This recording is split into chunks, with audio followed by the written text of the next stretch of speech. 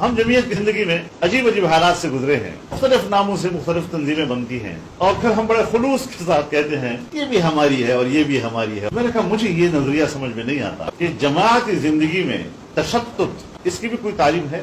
وہ تنظیم بن گئی چونکہ وہ دیوبندیوں کی تنظیم ہے، پھر دوسری تنظیم بن گئی تو چونکہ وہ دیوبندیوں کی تنظیم ہے، پھر تیسری تنظیم بن گئی تو چونکہ وہ دیوبندیوں کی تنظیم ہے، لہٰذا یہ سب ہمارے ہیں اور ہمیں سب کے ساتھ بڑے ہمدردی کا اور تعلق رکھنا چاہیے۔ میں نے کہا اس کو کہتے ہیں ہرجائیت، یہ یکجائیت نہیں ہے، یہ توحید نہیں، شراکت ہے۔ ادھر بھی رہو ادھر بھی رہو۔ اچھا ایک مسئلہ آ گیا ملک کے اندر، یہ سب آپ کی جماعتیں ہیں اور اسی ایک مسئلے پر ایک کا موقف اور دوسرے کا اور تیسرے کا اور، وہاں آپ کیا کریں گے؟ پھر کدھر جاؤ گے؟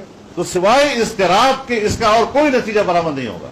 ایک جماعت، اور اسی لیے لفظ الجماعت کہا گیا ہے، علیکم بالجماعت۔ تو الجماعت جو ہے وہ ایک جماعت کا تصور دیتا ہے، معہود جماعت کا تصور دیتا ہے، اور علیکم کا تقدم جو ہے وہ لزوم کا فائدہ دیتا ہے کہ آپ پر لازم ہے کہ تم جماعت سے وابستہ رہو۔ تو علیکم بالجماعت والاطاعۃ۔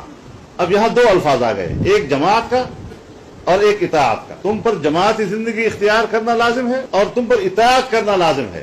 اب جماعت کی جو اطاعت ہے وہ ہے عقیدے کی بنیاد پر، نظریے کی بنیاد پر، کہ اس جماعت کا یہ متعین نظریہ، یہ نصب العین ہے، اس جماعت کا ساتھ دو۔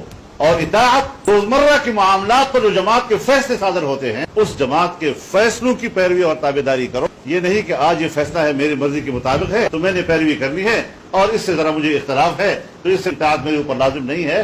دونوں چیزیں لازم کی ہیں۔ اور لیس الاسلام الا بالجماعۃ ولیس الجماعۃ الا بالامارۃ ولیس الامارۃ الا بالاطاعۃ۔ یہ ساری چیزیں ایک جماعت کی منظم زندگی کی علامات ہیں جو ہمارے اندر ہونا اس کا لازم ہے۔